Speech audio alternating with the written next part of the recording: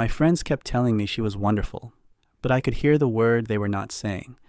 They described her as kind and funny and warm, and then they would pause and change the subject, and I understood what that pause meant. I drove to the diner that night expecting to be polite for an hour and then go home to the same quiet house I had been living in for years. She was already there when I walked in, sitting in the corner booth with her hands folded in her lap, and I could see how hard she was trying to look like she belonged there. I almost asked her the same questions everyone asks on a first date, but something about the way she kept her eyes down told me she had answered those questions too many times already. Let me go back to before that night, because the way I walked into that diner had everything to do with the years that came before it. My name is David, and I'm 52 years old. I live alone in a small house on the edge of a town, quiet enough that you can hear the crickets through the window at night. I fix things for a living.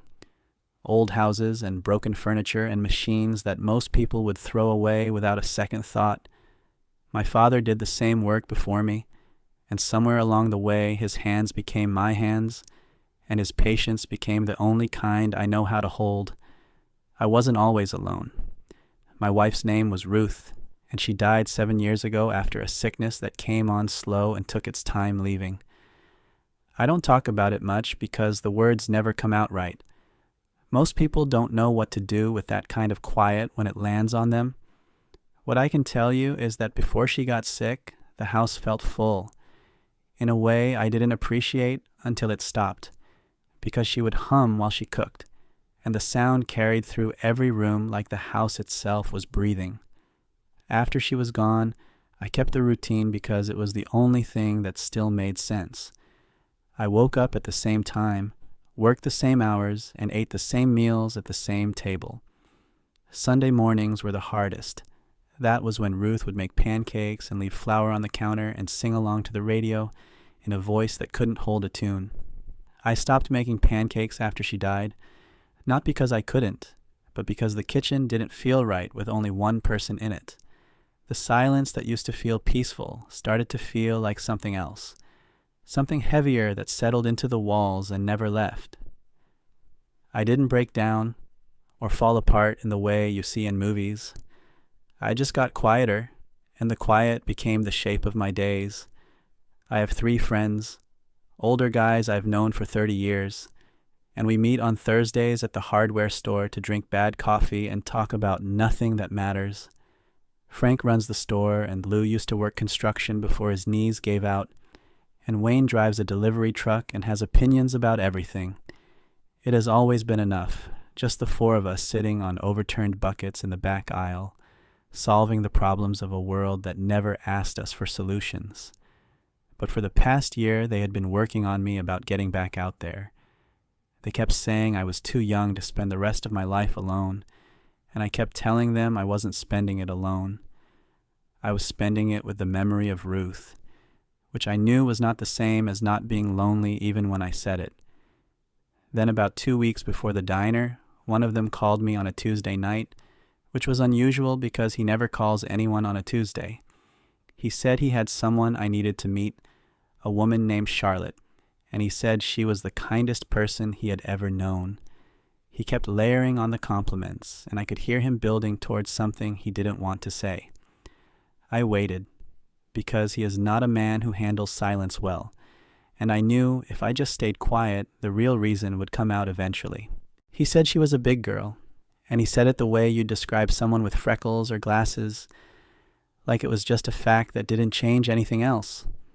I could hear the care underneath it. He didn't want me to be surprised when I walked in and saw her, and he didn't want me to walk out before I gave her a chance. I told him I'd think about it, which meant no. And then another friend called the next day and said the same things in a different order. Then the third one showed up at my house on Saturday with a 6-pack and said he wasn't leaving until I said yes. I said yes because I was tired of saying no, and because some part of me that I didn't want to look at too closely was curious about what it might feel like to sit across from someone new. The diner sat at the edge of town where the streetlights thinned out and the dark started to win.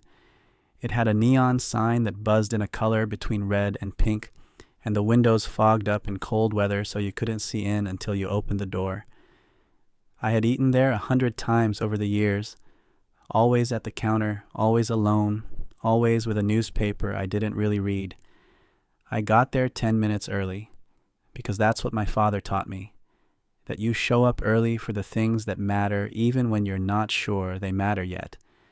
I sat in the truck for a few minutes with the engine off, watching the warm light spill out from the windows onto the wet pavement.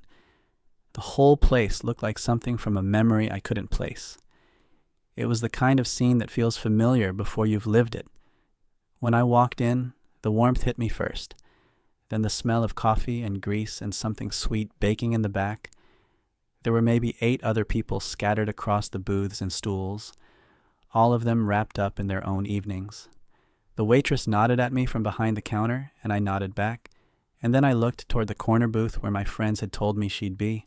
She was there. I want to tell you what I saw, and I want to tell it honestly, because it matters for what came later. She was a big woman, the kind of big that people notice first and forget to look past, with dark hair that fell past her shoulders and a floral blouse that looked like she had picked it out carefully, maybe tried on 3 others before settling on that one. There was a small gold earring in her left ear that caught the light when she moved. I noticed it, because it was the kind of detail you only pick when you want to feel pretty, but you're not sure you're allowed to. Her hands were folded in her lap, and she was staring at the menu without reading it. The way you stare at something when your mind is somewhere else, entirely. I recognized the posture before I recognized anything else about her. The shoulders were pulled in slightly, the chin tucked down, and she kept glancing at the door and then looking away like she was tracking an exit she might need. I knew that posture because I had worn it myself for 7 years, sitting in rooms full of people and feeling like the only thing I was doing was taking up space someone else should have had. I walked over, and she looked up when she heard my footsteps. Her eyes were brown and careful, and they moved over me the way you scan a room for danger, quick and thorough and trying not to be noticed. I smiled and said my name, and she stood up to shake my hand, and then seemed unsure whether standing had been the right move. She sat back down quickly, and I sat across from her, and for a moment we just looked at each other across that worn vinyl table. She had a smile that appeared and disappeared in the same second, like she was rationing it, like she had learned that giving too much of herself away too early always cost her something. She said her name was Charlotte, and her voice was softer than I expected, almost apologetic, like she was sorry for taking up the other side of the booth. She said she was sorry for being early, and I told her I was early too, and that small coincidence made her smile last a half-second longer than the first one. I realized, sitting there across from her, that this was the first time in 7 years I had sat across from a woman who wasn't handing me a receipt or a diagnosis. The booth felt wider than it was, like the distance between us had its own weight. But something about the way she held her napkin, folding it and refolding it in her lap without looking down, told me she was just as aware of that distance as I was. The first 20 minutes were what you would expect from 2 strangers who had been pushed together by well-meaning friends. We talked about the weather, about work, about how we each knew the guys who set us up. Charlotte answered every question politely, but each answer came wrapped in the same kind of careful packaging, like she had rehearsed being agreeable until it became automatic. I asked her where she was from, and she said she grew up about an hour north and moved down here for a job a few years back. I asked what she did, and she told me she worked in an office downtown, handling paperwork that nobody else wanted to deal with. Each answer was complete and polite and closed, like a door that swings shut the moment you step through it. I tried asking about her weekends, and she said she mostly kept to herself, which could have meant anything from reading to watching television to sitting in a chair and wondering how she ended up here. The answers got shorter as we went, not because she was rude, but because she had learned that saying less was safer than saying too much. She kept her arms crossed through most of it, not dramatically, just enough that the gesture sat between us like a low wall. When the waitress came to take our order, Charlotte asked for a small salad and water, and I could see the calculation behind it. She chose the smallest thing on the menu as if she needed to prove she didn't take up more than her share. I ordered a burger and coffee, and I made a point of not looking at her plate when the food came. What I noticed more than anything was the way she kept checking the room. Every few minutes her eyes would drift to the left or the right, quick and subtle, scanning the other tables to see if anyone was watching us. I recognized the reflex because I had spent years doing the same thing in reverse, scanning rooms to see if anyone was noticing that I was alone. She was scanning to see if anyone was noticing her, and the difference between those two fears is smaller than you'd think. The conversation stalled about halfway through the salad because we both ran out of safe questions at the same time, and the silence that filled the gap was thick enough to feel. She sipped her water, and I stirred my coffee, even though there was nothing left to stir. The booth felt like it was shrinking, and I could see her starting to pull back inside herself, that careful smile fading into something closer to resignation. I could almost hear the conversation she was having inside her own head, the one where she was already calculating how much longer she needed to stay before she could leave without seeming rude. I had watched Ruth do the same thing near the end, sitting through visits she didn't have the energy for, counting the minutes behind a smile that never reached her eyes. The parallel sat heavy in my chest. I realized I didn't want Charlotte to leave here, feeling the way Ruth used to feel after those visits, emptied out and invisible. I knew what was happening because I had seen it before, not on dates, but in my own living room on the evenings when the quiet got too loud. She had come prepared for the version of this evening she had lived through before, the one where the man across from her stays polite for an hour and then doesn't call. She had braced for it the way you brace for weather you can't stop. She was already starting to accept it. And that was when I decided I wasn't going to do what she expected. I wasn't going to finish my coffee, shake her hand, and drive home to the quiet house. Something about the way she kept folding that napkin, the way she kept making herself smaller, told me she had been made small enough by other people. She didn't need me to add to it. So I set my coffee down and looked at her directly and asked her something I had never asked anyone on a first date before. I asked her what she loved to do. Not what she did for work, which she had already told me, and not what she did on weekends, which is the question people ask when they want to seem interested without actually being interested. I asked her what she loved, the thing that made her forget to check the time, the thing she would do even if nobody ever saw her do it. Charlotte went still. The question caught her somewhere behind the ribs. I could see it land, and for a moment she didn't move at all. Her hands stopped folding the napkin, and her eyes went glassy in a way that she tried to hide by looking down at the table. I could see her throat work as she pushed something back down. She started to answer with something safe, something about her job maybe, or a hobby she could name without risking too much. Then she stopped, her mouth opening and closing, and she pressed her lips together like she was deciding whether to give me the rehearsed answer or the real one. I didn't fill the silence, didn't change the subject or laugh it off or say something to make it easier, because I know what it feels like to need a moment and have someone take it away from you by talking. She said she paints. Her voice cracked on the word, not dramatically, just a small fracture that let something through. She said she had painted since she was a girl, since before she understood that the world was going to teach her to be ashamed of things that didn't lead anywhere practical. She used to paint the fields behind her grandmother's house, the way the light changed in the late afternoon when the sun got low and turned everything gold and purple at the same time.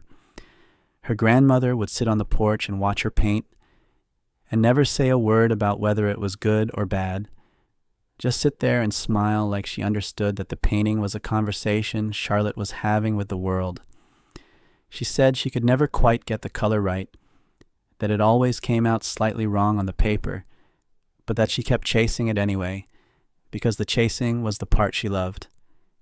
Then her voice got quieter, and she said she hadn't painted in 3 months.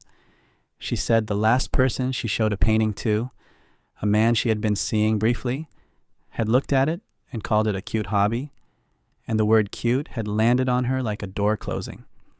She said she started feeling like there was no point in painting if nobody would ever actually look at the work, if it was always going to be dismissed as something she did to pass the time.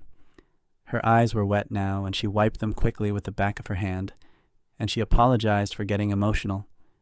She said she didn't know why that question made her cry, that she wasn't usually like this, and I could hear her trying to rebuild the wall I had just watched come down. I told her she didn't have to apologize for any of it. I told her I asked because I wanted to know, not because I was filling time. I meant it in a way that surprised me, because I hadn't expected to mean anything this deeply on a Tuesday night, in a diner I had eaten at 100 times alone. Charlotte looked at me after I said that, and something in her face shifted. The careful scanning stopped, and her arms uncrossed slowly, not all at once, but enough that I could see her shoulders drop half an inch. She picked up her water glass and held it with both hands, and she started talking in a way that felt different from everything she had said before. It was slower and lower and closer to the bone. She told me about the loneliness, not the kind that comes from being alone because she had friends and a job and a life that kept her busy, but the kind that comes from being invisible. She said it comes from walking into a room and feeling the assessments happen before you've said a single word, from people's eyes moving past her, always past, towards someone thinner or someone easier to look at. After a while, she said, you start to feel like you're wearing a coat that nobody can see, but everyone reacts to. She talked about her garden, a small collection of pots on a balcony because she didn't have a yard. She grew tomatoes and basil and a rosemary plant that had survived 3 winters through sheer stubbornness. She said the plants didn't care what she looked like. They just reached for her when she watered them and leaned toward her hands, and that was the only time anyone or anything leaned toward her without wanting something in return.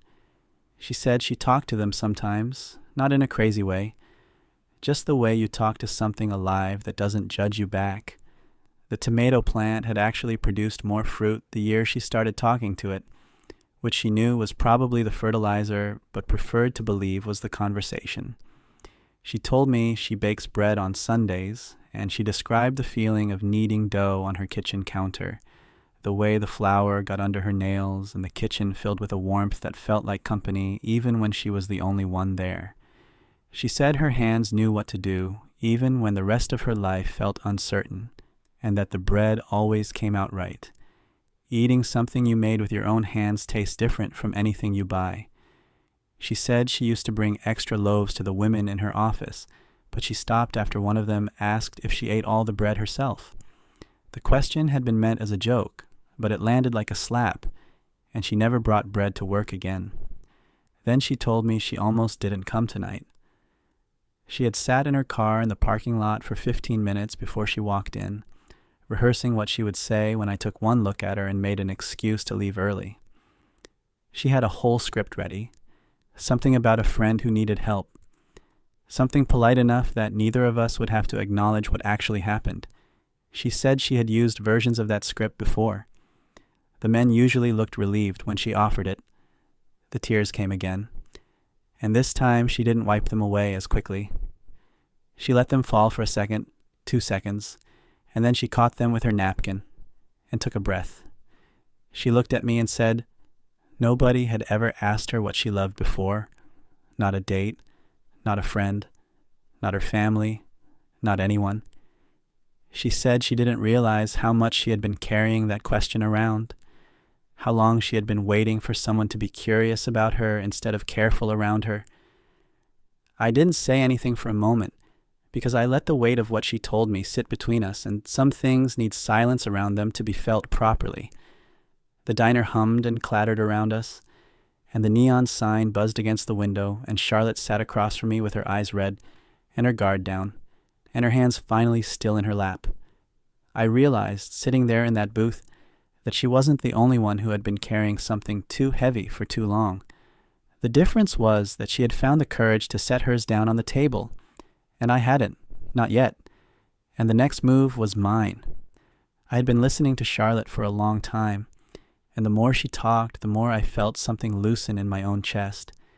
It was the kind of loosening that happens when you've been holding your breath without knowing it, and finally let it out. She had described a loneliness I recognized, not the same shape, but the same weight, and hearing her say it out loud made me realize I had been carrying my own version of it in silence for years. I told her about Ruth, not the death, because that felt too heavy for a first date, and because I had learned that people don't know what to do with grief at a diner table, but the life. I told her how Ruth used to hum while she cooked, and how the sound filled the house, and I didn't know that sound was irreplaceable until it was gone. I told her how Ruth would leave little notes for me in the morning, stuck to the coffee maker or tucked inside my lunchbox. Just small things like a heart or the words, "Have a good day." I found one of those notes in a jacket pocket 2 years after she died and sat in the truck for 20 minutes before I could drive.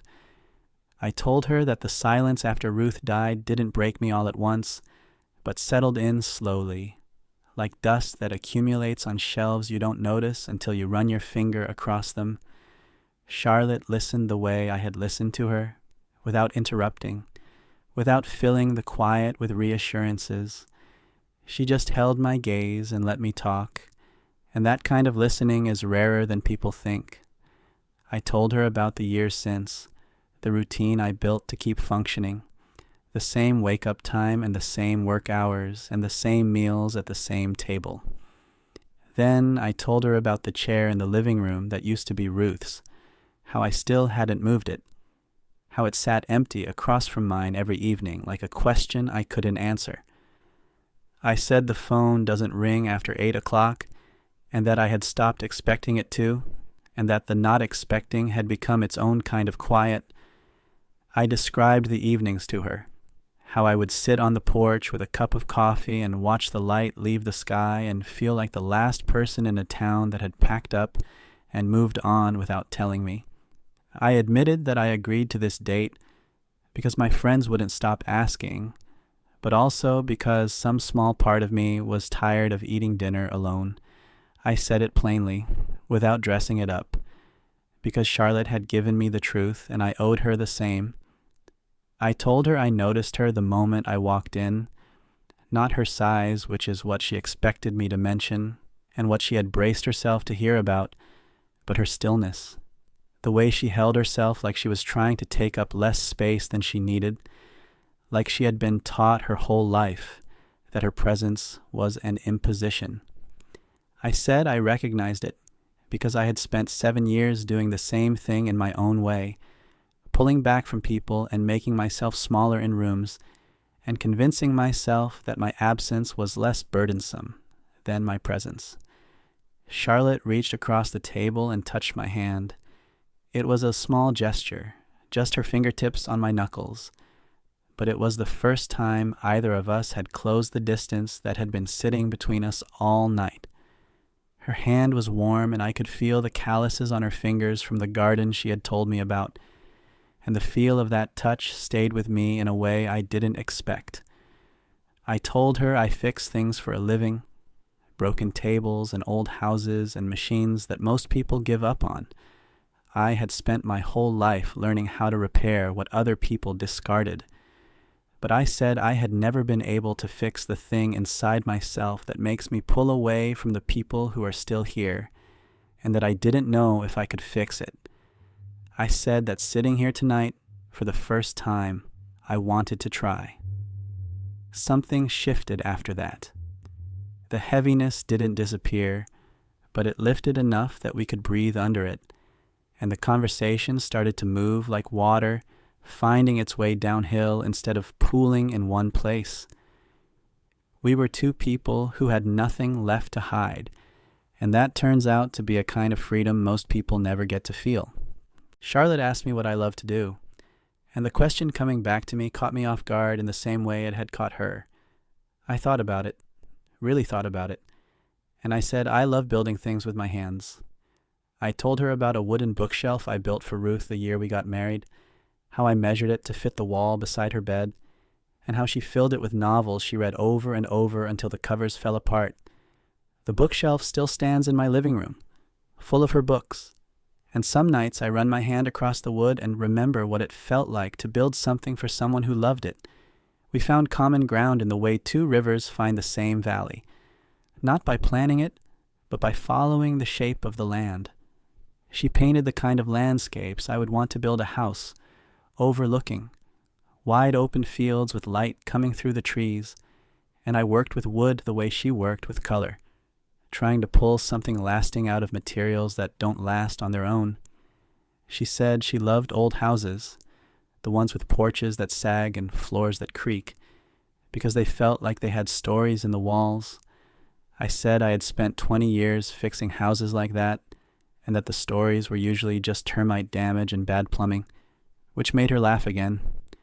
We laughed about the fact that neither of us had been to a museum in years, and that the closest thing either of us had to art on our walls was a calendar and a hardware store receipt.